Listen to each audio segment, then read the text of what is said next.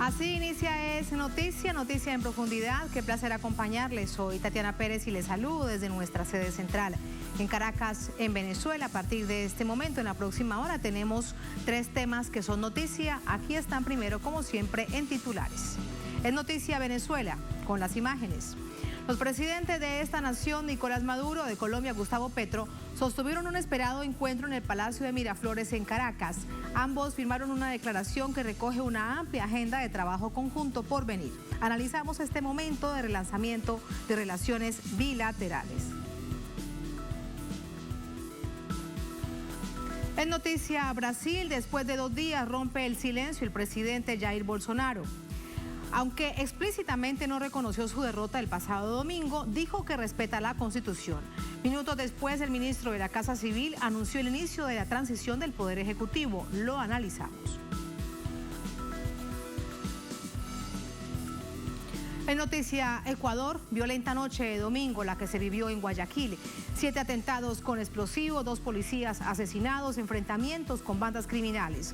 Por ello, otra vez el presidente Lasso recurre a una fórmula que no funciona. Declara el estado de excepción ahora en esta provincia, la de Guayas. Les contamos.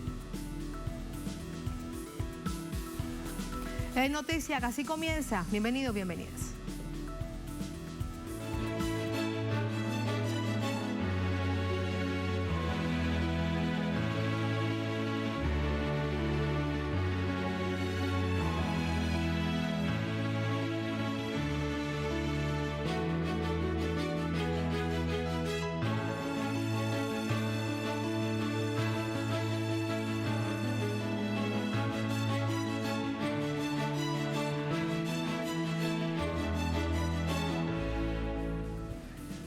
En noticia Venezuela, en un encuentro este martes en Caracas, los presidentes de esta nación, Nicolás Maduro, de Colombia, Gustavo Petro, firmaron una declaración conjunta en el marco del restablecimiento de relaciones bilaterales para trabajar en materia comercial, económica, de seguridad fronteriza, de integración, entre otros temas de una amplia agenda bilateral que, como vemos, ahora se restablece. En el Palacio de Miraflores, el presidente de Venezuela, Nicolás Maduro, recibió con honores a su homólogo colombiano, Gustavo Petro. El primer encuentro entre ambos mandatarios, tras el restablecimiento de las relaciones, el mandatario venezolano calificó la jornada de intensa y fructífera, que busca reforzar los lazos de cooperación y hermandad. Tenemos un conjunto de temas importantes sobre los cuales vamos a trabajar de aquí en adelante, en materia comercial, en materia económica, en materia de seguridad fronteriza, en materia de lucha contra el narcotráfico, y en materia de seguir fortaleciendo nuestras relaciones diplomáticas, las relaciones consulares, el buen tratamiento de la población migratoria, de la población que migra de Colombia a Venezuela, de Venezuela a Colombia. El debate de propuestas para fortalecer las relaciones comerciales incluyó reabrir la frontera en su totalidad, así como la cooperación entre la empresa Monómeros y con la empresa Pequiven. Se abordó también el fortalecimiento de organismos como la Comunidad de Estados Latinoamericanos y Caribeños, CELAC, así como el regreso de Venezuela a la Comunidad Andina de Naciones. Hemos conversado sobre los temas multilaterales, el reingreso de Venezuela a la Comunidad Andina de Naciones, la CAM, buena noticia para Sudamérica, buena noticia para la CAM, sobre los pasos en función de una reconsideración del sistema interamericano de derechos humanos. He sido muy receptivo y así será en el transcurso de las próximas semanas en relación a este interesante tema planteado por el presidente Gustavo Petro. Por su parte, el jefe de Estado colombiano manifestó que cualquiera que sea la forma de política que adopte cada nación, la amistad debe mantenerse. En este sentido, reiteró que la reconstrucción de la relación debe empezar por la pacificación de la frontera común. Vamos a reconstruir incluso las relaciones que había a nivel de inteligencia para poder golpear ya no tanto al obrero del narcotráfico que por ahí anda, sino a los dueños del capital, que son los que casi nunca se han golpeado, que son peligrosos para la estabilización política, que además demanda, ojalá, una gran conferencia latinoamericana de presidentes para reexaminar el fracaso que en las últimas 5 décadas hemos cometido. La intención es también, dijo Petro, que la frontera recobre su vigor comercial. Planteamos hacer una reunión de empresarios colombianos y venezolanos en Cartagena. Vamos a que sea en Cartagena, devolviendo nuestra visita aquí, para que ellos mismos construyan los lazos de manera libre, que fortalezcan las bases de un comercio ojalá poderoso, ojalá plural, donde el pequeño campesino pueda llegar aquí, donde el pequeño campesino de aquí pueda llegar allá. Comercio también popular, de las economías populares. El presidente colombiano indicó que también conversaron sobre el interés en la defensa y recuperación de la selva amazónica. Plantean fortalecer el Tratado Amazónico Suramericano y elevar una posición común a la COP27, que se llevará a cabo el próximo 6 de noviembre. Allí los hechos, de inmediato vamos a entrar con el análisis. Nos acompañan nuestros invitados desde Venezuela y desde Colombia. A mi lado está Ilenia Medina, es diplomática, diputada en la Asamblea Nacional del Bloque de la Patria del PPT, secretaria general del PPT. Ilenia, bienvenida, muy buenas noches. Buenas noches, Tatiana, encantada de compartir con ustedes. Muchísimas gracias. Desde Bogotá nos acompaña Gabriel Becerra, representante a la Cámara, magíster en estudios políticos, secretario general de la Unión Patriótica, Pacto Histórico, quien nos acompaña desde la capital colombiana. Gabriel, bienvenido, muy buenas noches, ¿cómo está? Tatiana, muy buenas noches a Irene, muy buenas noches a toda la audiencia de Telesur. Los saludo acá desde el Capitolio Nacional porque acabamos de terminar una sesión de la Cámara de Representantes. Allí lo vemos precisamente con una parte del fondo del Capitolio Nacional donde sesiona Cámara y Senado en Bogotá, la capital colombiana. Vamos a entrar con el análisis. Ilenia, tu primera apreciación después de lo que sin duda ha sido un esperado encuentro tras el triunfo de Gustavo Petro en la presidencia de Colombia. Han pasado unos meses, se esperaba que muy pronto se encontraran los presidentes Petro y Nicolás Maduro, y ha sucedido hoy aquí en Caracas. Bueno, en primer lugar, señalar que es el encuentro de dos hermanos, como también lo refería de alguna manera el presidente Gustavo Petro. El encuentro de dos hermanos, dos países, dos repúblicas, hijos del mismo padre, que no tenían por qué haberse desencontrado, pero no ahorita, hace 200 años. Creo que de la Cosiata no hubo relaciones de verdad francas. Los pueblos sí, hicieron un gran esfuerzo, pero los gobiernos era muy difícil encontrarse.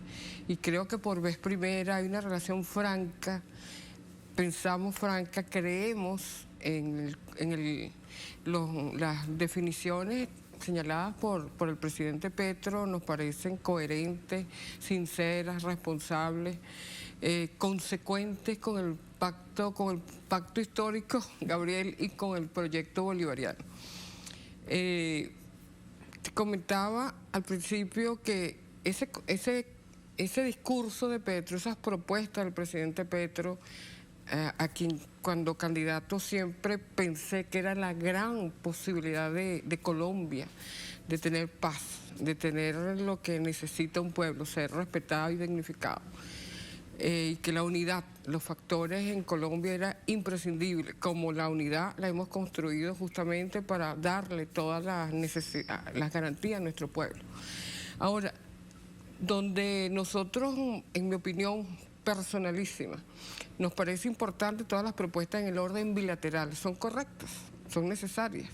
De hecho, es una agenda muy extensa que además estaba estancada.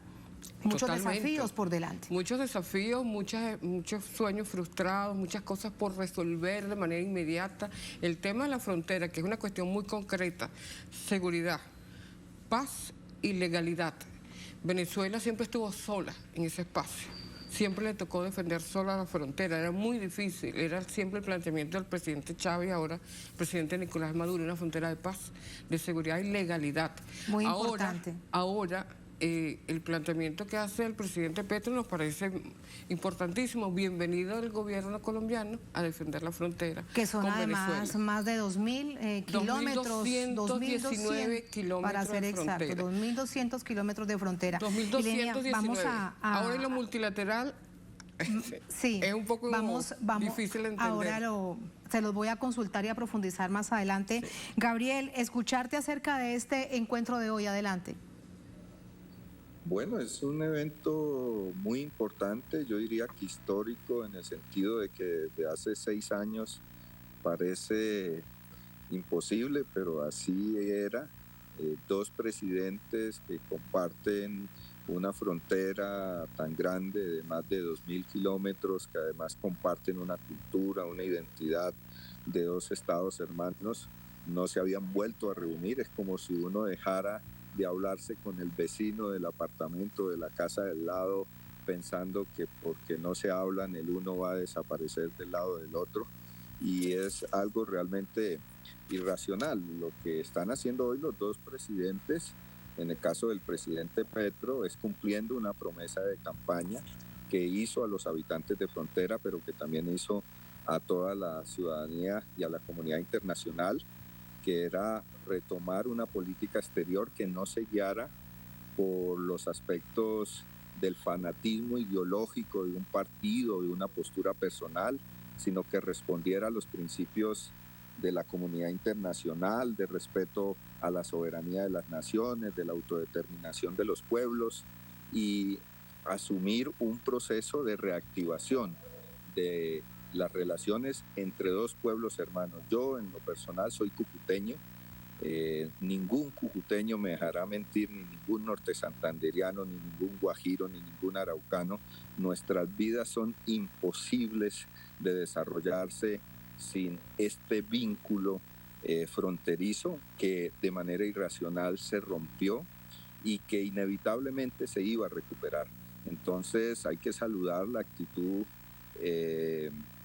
democrática, diría yo, consecuente de los 2 mandatarios, que ya empezaron desde el mismo momento en que el presidente Petro ganó las elecciones en el 29 de junio, lo anunció. Posteriormente se han hecho actos de reactivación de las relaciones. Hemos llegado ya al nivel de tener embajadores en las capitales de ambos países. Hemos reactivado el paso fronterizo. Recientemente estuvimos una delegación de este Congreso de la República en el puente internacional y verificamos cómo están dando este proceso. Hemos visto cómo se ha reactivado el intercambio comercial, pero también cómo existen todavía limitaciones, porque como se rompieron todas las relaciones, hay que volver prácticamente en algunos casos a empezar de cero, desde la recuperación material de las vías para que el intercambio pueda fluir, los temas que tienen que ver con aspectos migratorios, con aspectos comerciales, donde saludamos la solidaridad del Estado venezolano con el aporte que estamos recibiendo a través de monómeros para reactivar nuestro campo. Entonces, no puede haber una reacción distinta que saludar y felicitar a nuestro presidente por cumplir la palabra empeñada, al gobierno y al presidente Maduro para responder de manera franca a esa decisión. Y bueno, lo que hay es una hoja de ruta que hoy los 2 presidentes han precisado mejor, no solamente del orden binacional, sino con aspectos que tienen que ver con la región suramericana y latinoamericana, con la región andina, que con los últimos hechos políticos de la región, como la victoria del presidente Lula, van a relanzar un nuevo momento de la integración de nuestras naciones, de nuestros estados y de nuestros pueblos. Y allá vamos, es un nuevo momento para la integración latinoamericana. Había mucha expectativa, de hecho, congresista Ilenia, en lo que pudiese suceder con la elección en Brasil. Bueno, hay ya un triunfo evidente y Luis Ignacio Lula da Silva el próximo 1 de enero asume las riendas para retomar la democracia del gigante sudamericano. Todo esto está pasando y se habla de cómo de nuevo hilar la integración que en esa llamada década ganada pues iba realmente tan bien, pero se quebró por lo que todos sabemos. El presidente Petro y respondía el presidente Maduro con el regreso, por ejemplo, a la Comunidad Andina de Naciones. El presidente Maduro decía, pues habrán buenas noticias. ¿Cuál es tu opinión acerca de ello? Mira, es como a nosotros nos sorprende, de verdad, hablo en términos personalísimos, sorprende la propuesta de la comunidad andina, porque la CAN quedó un poco rezagada en relación a los términos que se propone Venezuela con relación al ALBA, por ejemplo, que es una visión mucho más completa, donde están presentes los gobiernos y los pueblos. Eso no existe en la comunidad andina. La comunidad andina tiene además otros elementos, que hay mecanismos que la involucran de alguna manera, está relacionada con los tratados de libre comercio con Estados Unidos, que Venezuela fue una de las razones por las cuales Venezuela se aparta de la comunidad andina. Es decir, para nosotros en este momento, volver a la CAN es así como volver al pasado, porque lo más avanzado en integración es ALBA. Mercosur todavía tiene un atraso en relación a lo que se pretende. Por eso escuchaba al presidente Petro señalar que en relación a los proyectos de integración de América Latina no se había hecho nada en relación a lo que hace la Unión Europea.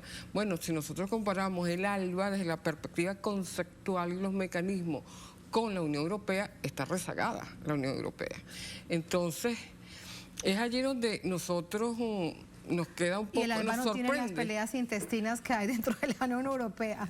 Así es, entonces como de verdad que a mí en particular no me entusiasma. El presidente, por supuesto, el jefe de Estado. Con todo respeto, si él dice la CAN, pues será la CAN. Ahora, hay que revisar, claro, hay que actualizar primero. Una cosa es la decisión política del jefe de Estado, que tiene toda la competencia exclusiva y excluyente para tomar esa decisión, le corresponde, pero hay que ver los documentos, los mecanismos que nosotros durante todos estos años no estamos involucrados con ese tipo de economía, la economía nuestra, que tuvo altos niveles de desarrollo, que fue cercenada su crecimiento por el bloqueo. Yo diría, ¿qué me ofrece la CAN a mí, a Venezuela? Nos tiene que ofrecer algo. Nosotros no, es decir, no estamos tocando la puerta, no le estamos tocando la puerta a la comunidad andina. Creo que la comunidad andina nos necesita a Venezuela.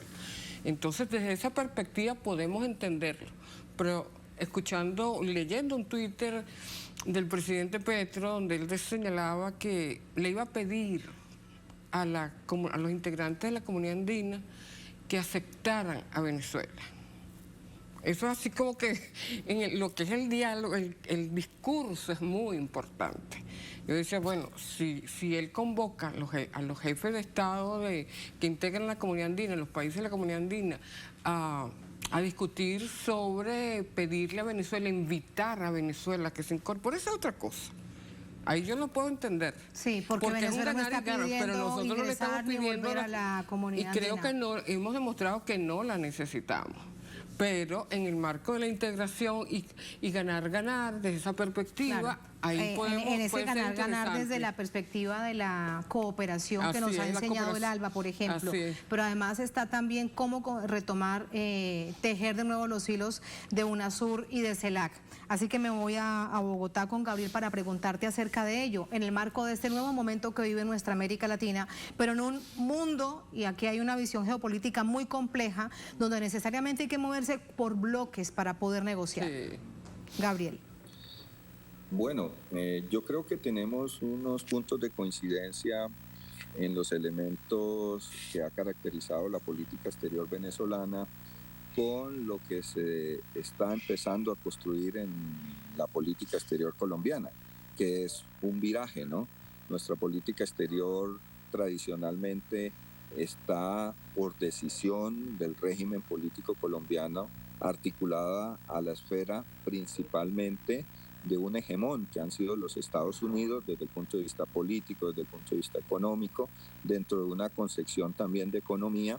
Y el presidente Petro lo que ha planteado es un cambio en donde su proyecto político, en particular en el caso de la política exterior, lo que pretende es favorecer el multilateralismo. Y en el caso de la región, fortalecer la integración latinoamericana con una concepción bolivariana que yo diría en buena parte refuerza esta idea de que los países bolivarianos, los países andinos, dentro del marco de una integración que venía avanzando y que había creado sus propios instrumentos como UNASUR, como otros proyectos de integración económica que se truncaron por esta reacción de las derechas latinoamericanas y de la región andina en particular, pero que hoy tienen que ser relanzadas. Yo creo que hay que ver la invitación que hace el presidente Petro a Venezuela, que considere en el marco de su soberanía y también la comunidad andina en el marco de sus instrumentos la integración nuevamente del Estado venezolano para que haya un cambio en la orientación de estos organismos. No se trata de volver por volver, se trata de evaluar también cuál ha sido el papel de la comunidad andina y proyectar la comunidad andina dentro de un marco de recomposición de la cooperación y de la integración de nuestra región con instituciones que tendrán que recuperar su protagonismo como UNASUR y otros instrumentos que seguramente se pueden construir en un diálogo con el presidente Lula y con la mayoría de presidentes progresistas de la región para poder actuar en el concierto de las naciones ya a nivel internacional con una presencia mucho más protagónica, mucho más soberana. Entonces yo lo vería fundamentalmente como una invitación a que con Venezuela podamos ir recomponiendo también la arquitectura institucional de la política exterior de nuestros países en la región. Igual somos, digamos, desde el punto de vista cultural, desde el punto de vista económico, compartimos, por ejemplo, ese gran pulmón del mundo que es la Amazonía, que nuestra política exterior ha colocado como prioridad en la lucha contra el cambio climático y otros fenómenos que necesariamente exigen de mecanismos y de instrumentos de integración, ¿no? Y creo que el replanteamiento de la comunidad andina en ese sentido, pues es una invitación que el presidente hace y que lógicamente sabrá tomar Venezuela en el marco de su soberanía. De eso, bueno, lo decía el presidente, sin más anuncios, habrán buenas noticias, pero luego seguramente le contará al país como él sabe hacerlo. Lo otro que también ha planteado el presidente Petro para que regrese Venezuela es al sistema interamericano de derechos humanos. ¿Cuál es tu opinión? Bueno, fíjate tú que volver al sistema interamericano realmente no sé si él está invitando abiertamente a volver a la OEA.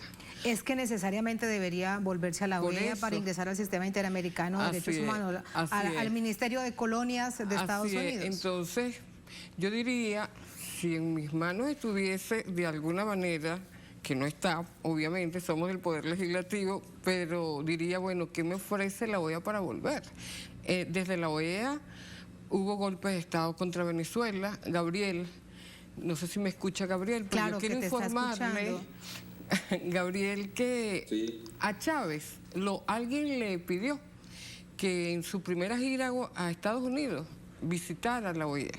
Y Chávez, en esa visión magnánima de la vida, llegando al gobierno prácticamente, va a la Comisión Interamericana y los invita a visitar Venezuela, a visitarla.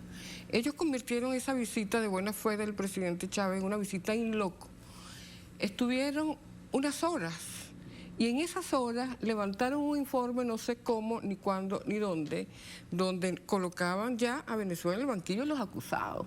Y a partir de allí hasta trataron de eliminar el programa que tenía Chávez todos los domingos, que la gente esperaba, el pueblo esperaba. La conversación con Chávez, emblemática del presidente. Y desde Chávez allí fue una persecución. ¿Qué nos ofrece la Comisión Interamericana de Derechos Humanos?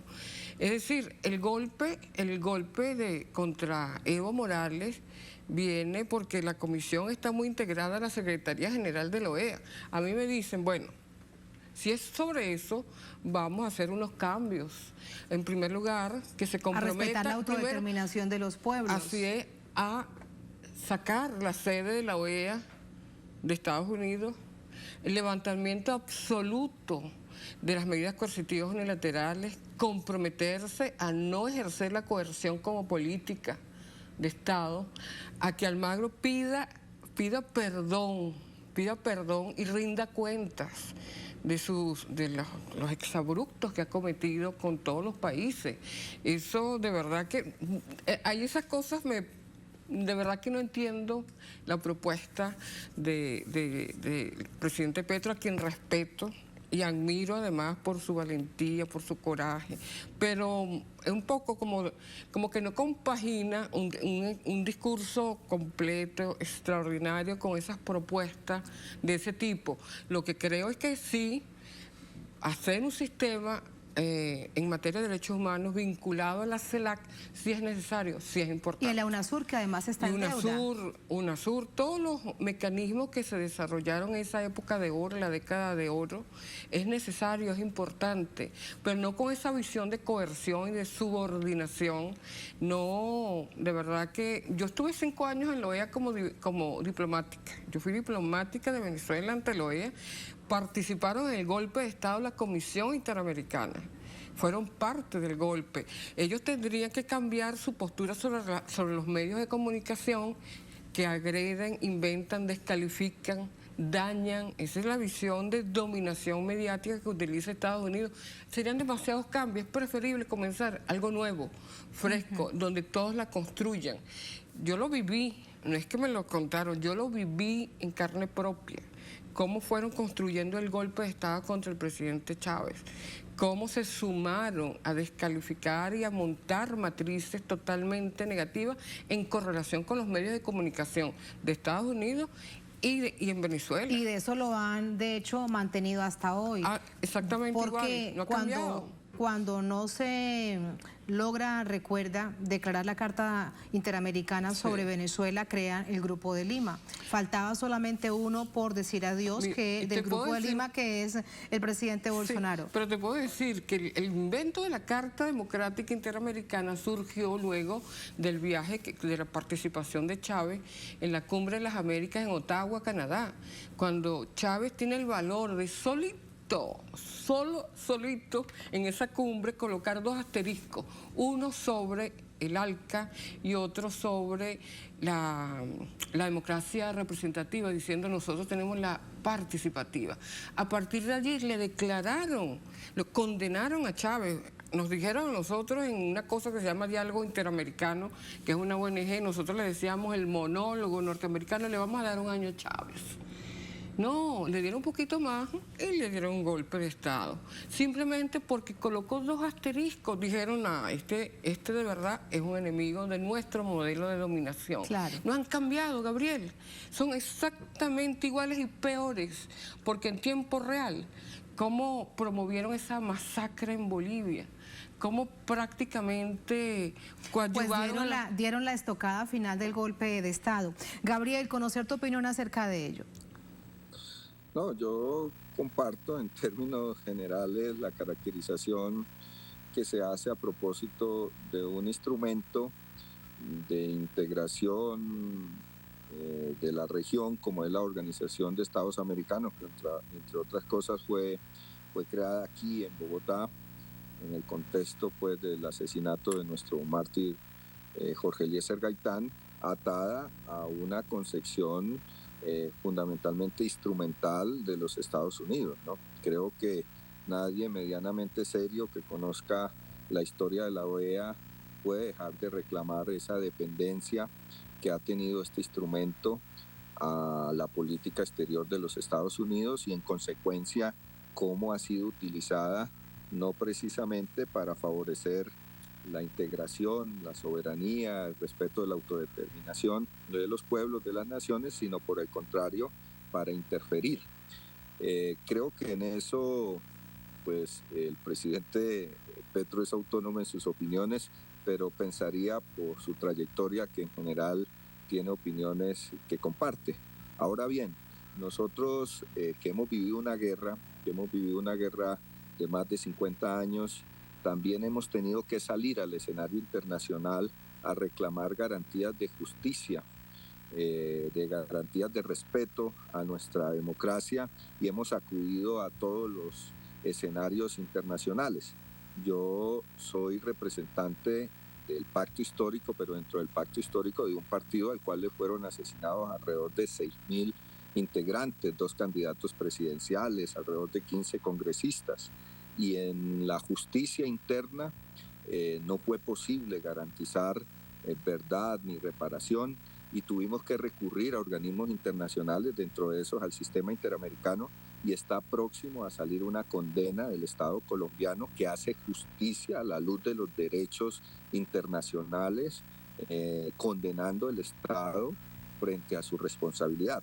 En el caso del presidente Petro, él también lo mencionó, sus derechos políticos fueron conculcados por parte de un procurador que, entre otras cosas, terminó siendo el delegado de Colombia ante la OEA, el señor Ordóñez, tal vez tú lo conoces, que iba a ese organismo fundamentalmente a hacerle barra a la política del señor Almagro de intervencionismo no solamente en Venezuela, sino en otros lugares de América Latina, desprestigiando totalmente y negando cualquier carácter democrático de esta institución.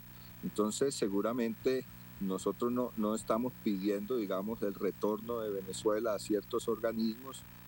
Habrá que evaluar la posibilidad, en lo particular también yo lo comparto, de que se pueda construir una nueva estructura de integración. CELAC está mostrando sus beneficios porque tiene una concepción de la integración distinta a la de girar solamente en la órbita de la hegemonía de una potencia mundial, de ser el patio trasero, digamos, de esa potencia, y reclama, digamos, fundamentalmente ser un órgano de integración en términos de igualdad, ¿no?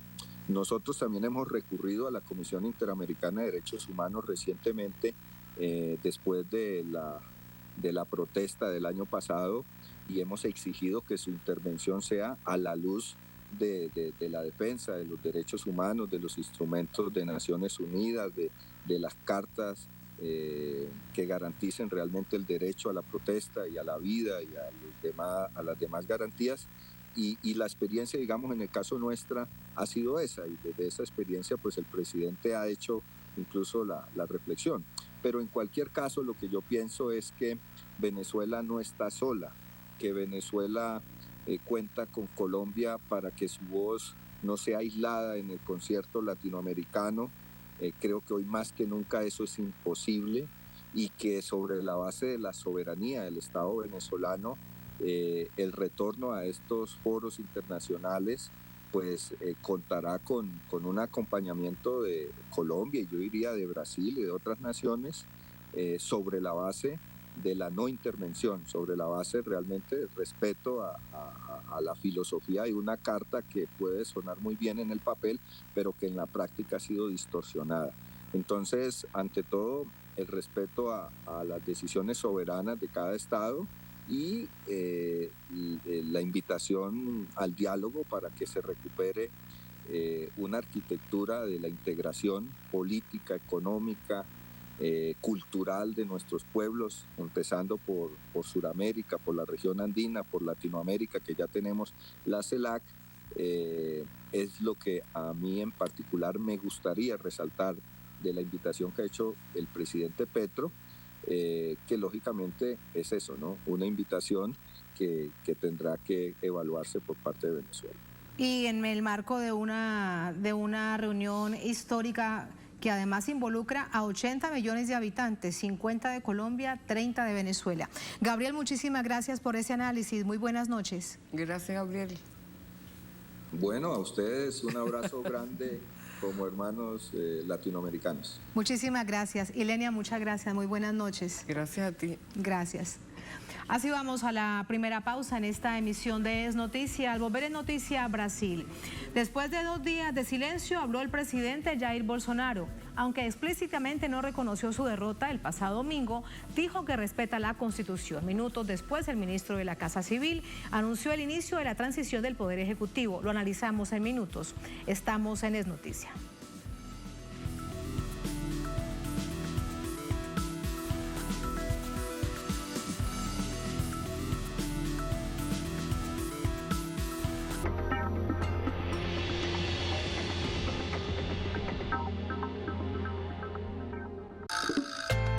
La alianza Alianza Bolivariana para los Pueblos de Nuestra América, ALBA TCP, invita a las y los artistas, cultores, creadores y al público en general a participar en el concurso Premios ALBA de las Artes y las Letras 2022. Dedicado a nuestra América. Doctrinas latinoamericana y caribeñas versus doctrina Monroe. En las categorías de cuento corto, poesía, ensayo, guión para cortometraje, canción, pintura, fotografía y diseño. Revisa nuestras bases en la página web albatcp.org y nuestras redes sociales. En Instagram y Twitter, @albatcp, en Facebook, alba-tcp. Celebremos a través del arte y la cultura. ALBA TCP.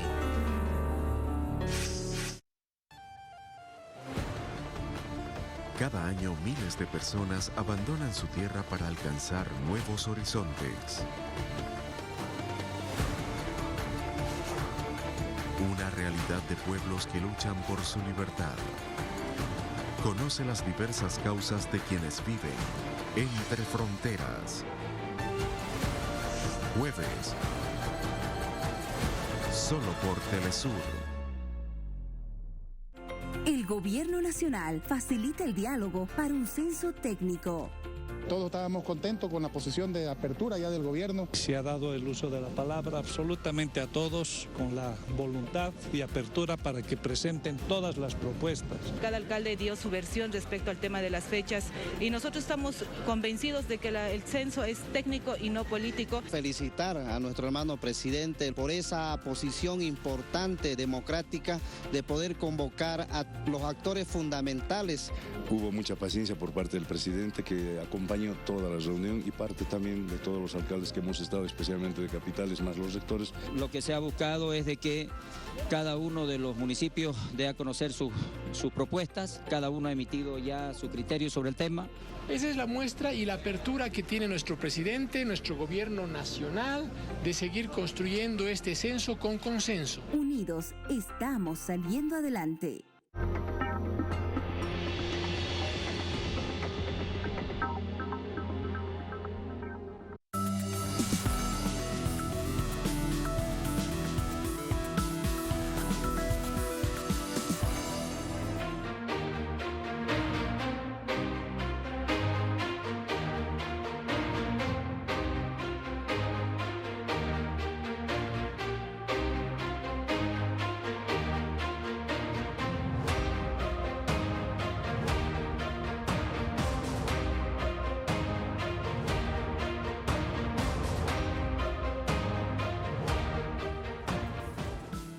En noticia Brasil, luego de 2 días de silencio ante los resultados electorales del pasado domingo, el presidente Bolsonaro se dirigió al país. No reconoció los resultados abiertamente, pero su gobierno anuncia el inicio de la transición con el presidente electo y su gobierno, Luis Inácio Lula da Silva.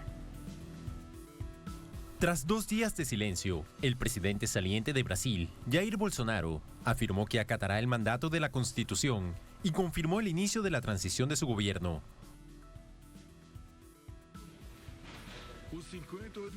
Quiero comenzar agradeciendo a los 58 millones de brasileños que votaron por mí el pasado 30 de octubre.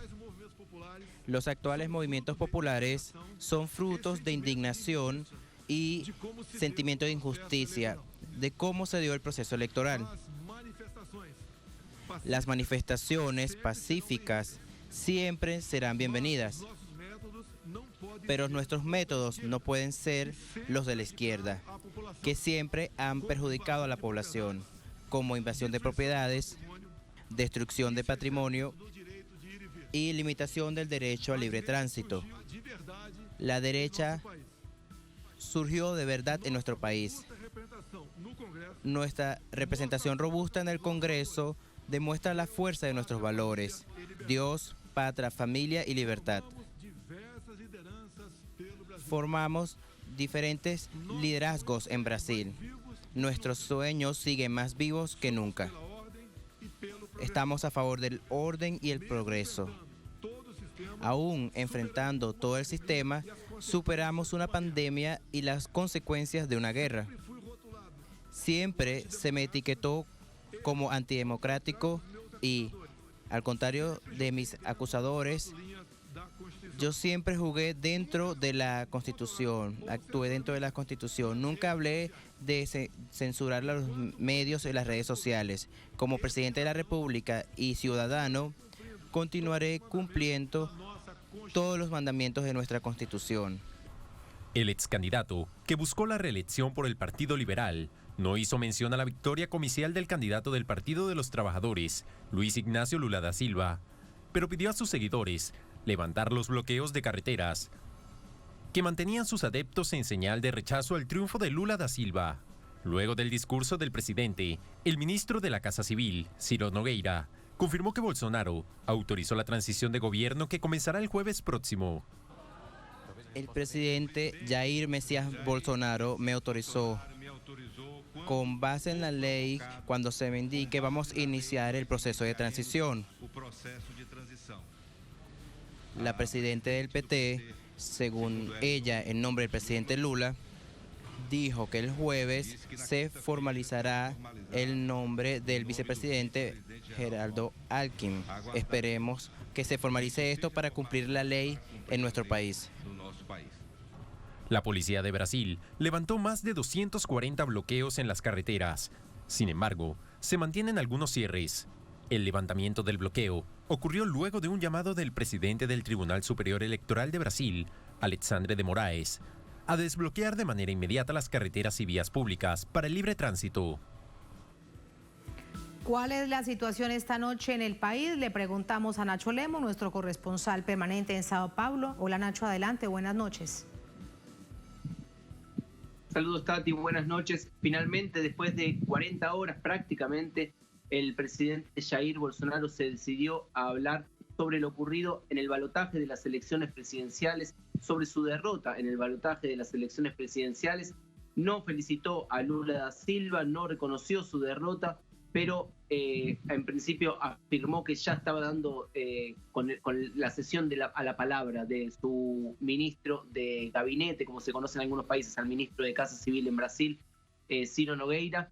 Ya se admitió que se está llevando a cabo la transición entonces de gobierno hacia el gobierno del Partido de los Trabajadores, en la coalición de partidos que conforman la candidatura de la fórmula que fue electa de Lula da Silva y Geraldo Alckmin.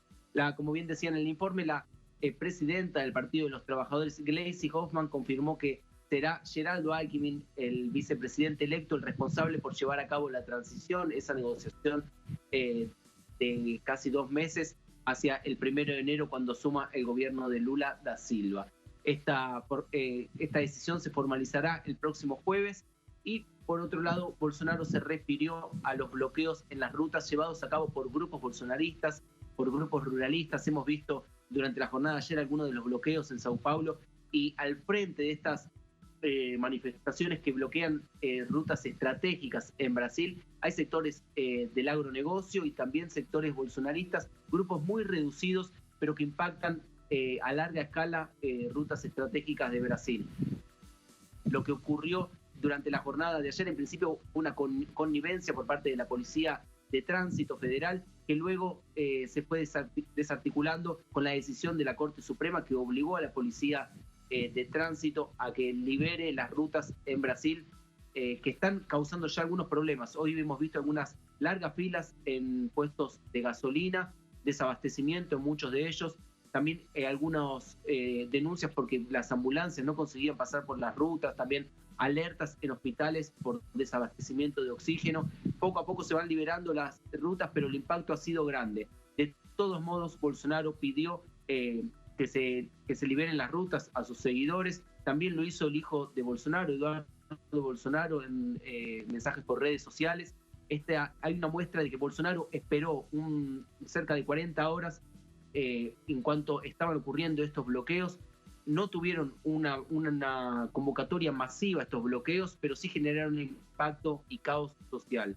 Lo cierto es que esta falta de convocatoria masiva ahora muestra una respuesta de Jair Bolsonaro, un recuo, si se quiere, de Jair Bolsonaro, pidiendo que se desactiven estos bloqueos. El hijo de Jair Bolsonaro pedía otras formas de manifestación, seguir apoyando al presidente, pero con otras formas de manifestación, ya que esta medida implementada por algunos grupos bolsonaristas no logró avanzar e inclusive perjudicaba a sectores que seguramente votaron por Jair Bolsonaro en las elecciones del domingo pasado. Entonces, se prevé para el jueves en concreto que ya haya una formalización de del nombre de Geraldo Alckmin como negociador con el gobierno de Jair Bolsonaro en la transición, y ya avanzaremos entonces para la transición hacia el gobierno de Lula da Silva. Tatiana. Muy pendientes de ello. Gracias, Nacho, por toda esta información que de inmediato vamos a sumar al análisis. Hasta mañana. Gracias, Nacho. Buenas noches.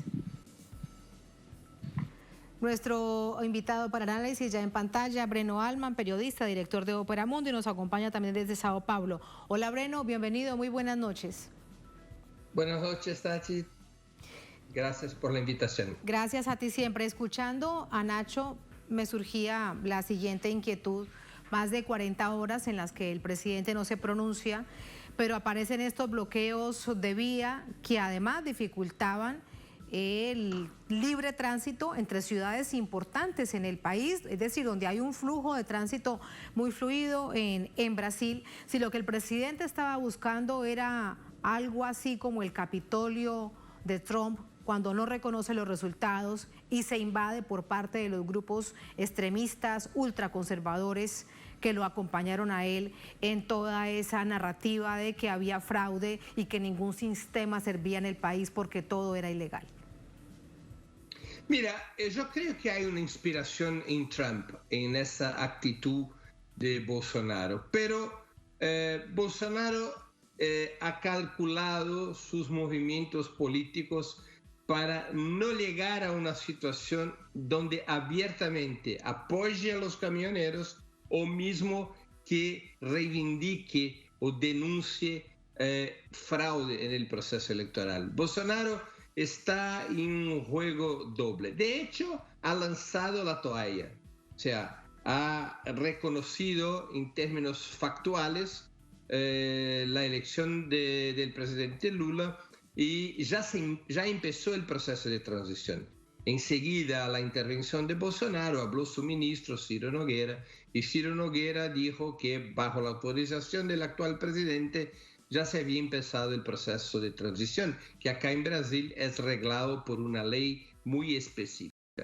El presidente Lula indicó para componer, como ustedes mismos informaron, indicó para comandarle esa transición hasta el 1 de enero su vicepresidente electo Geraldo Alckmin. Bolsonaro, además de, aunque tenga lanzado la toalla, Bolsonaro tiene que hablar para su base social muy radicalizada, de la cual los camioneros son una expresión. Por tanto, no puede hacer en su cálculo político un reconocimiento pleno de la victoria de Lula, no puede reconocer el proceso electoral, no puede desear buena suerte. Así que Breno, ¿no te sorprende que no hubiese reconocido explícitamente su derrota, o dicho de otra manera, el triunfo del presidente Lula?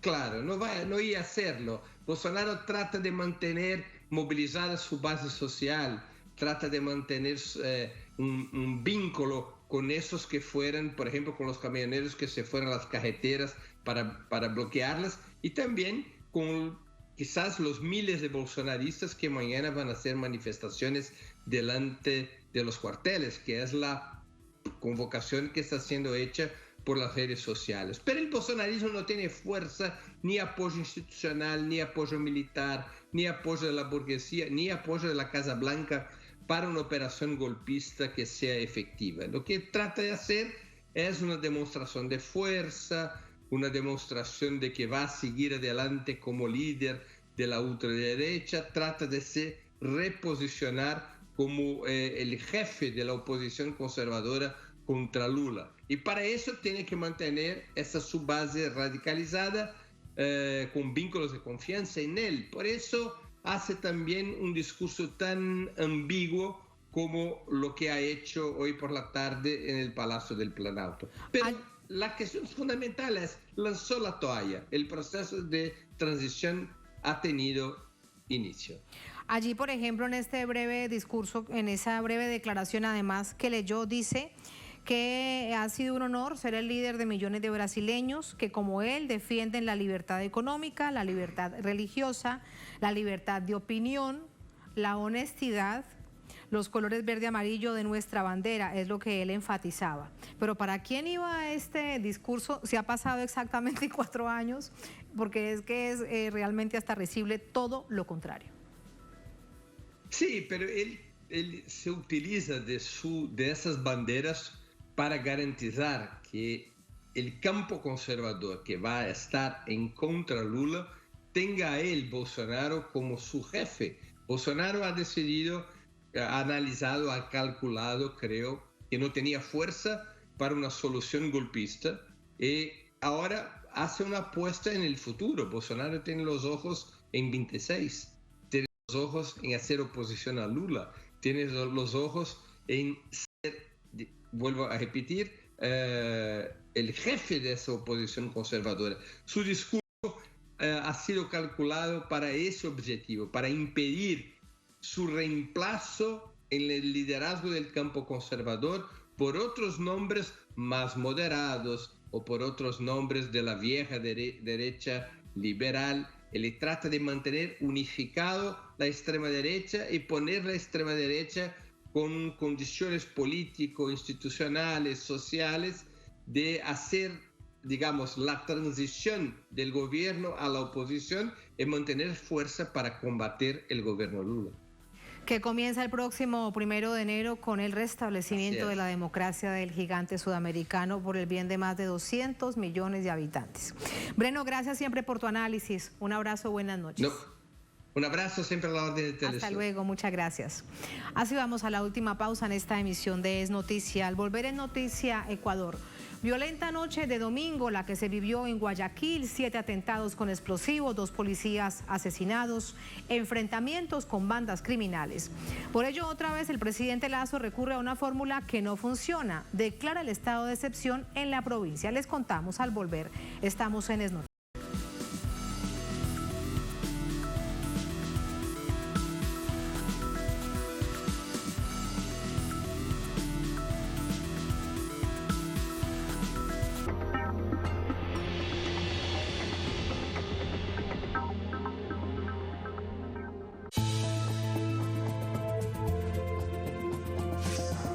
Sintoniza Telesur.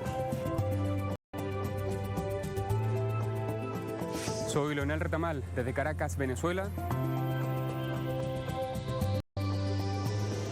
Telesur siempre da más.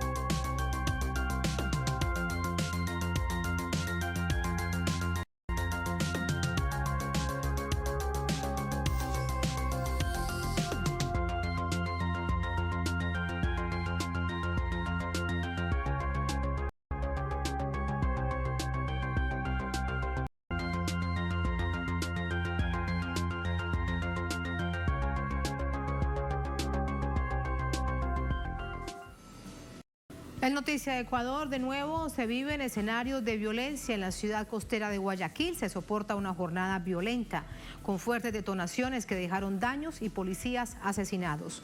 Nuestro corresponsal Henry Pillajo con los detalles. Una madrugada de terror soportó la ciudad portuaria de Guayaquil por la serie de detonaciones y hechos violentos registrados a lo largo de la urbe.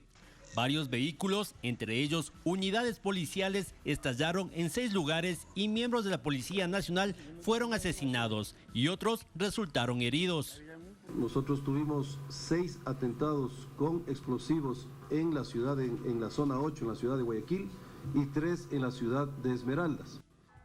También en la ciudad de Esmeraldas la violencia no cesa. Además de las detonaciones, se han registrado muertes violentas. La Policía Nacional hace su propio balance y da cuenta de las estrategias a implementar para combatir a bandas criminales, que, sin embargo, no ha dejado saldos positivos. y en Esmeraldas.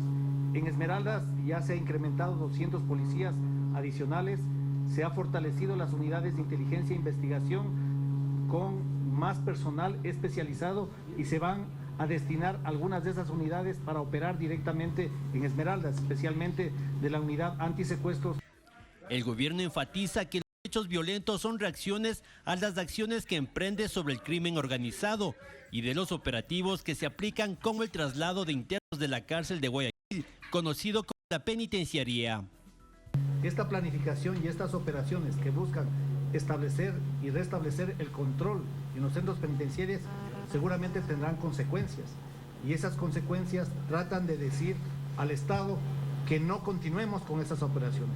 Eso no lo podemos aceptar, por el contrario, esa respuesta que tenemos que dar es controlar fehacientemente los centros penitenciarios. Con el paso de las horas, el panorama fue agónico. El reporte de uniformados heridos aumentaba y en redes sociales circulaban los enfrentamientos, así como el accionar del AMPA.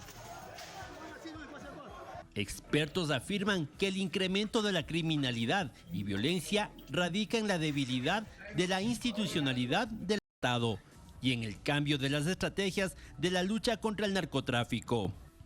No todos los países que enfrentan problemas como narcotráfico tienen una violencia tan significativa como la que está teniendo el Ecuador ahora mismo, hoy por hoy. Lo que podríamos decir más bien en relación a la lucha contra el narcotráfico es que probablemente las estrategias de lucha han cambiado, que la policía está teniendo otras técnicas, otras estrategias que han desatado la violencia, y probablemente también podríamos explicarlo con esta debilidad institucional. Y precisamente es el crimen organizado y la lucha de bandas que ha sembrado el temor y ha tomado el control de esta ciudad. Organizaciones de derechos humanos denuncian que la población está sumida en la indefensión. Sienten temor de, digamos, denunciar, sienten temor de desarrollar programas de, digamos, desarrollo humano.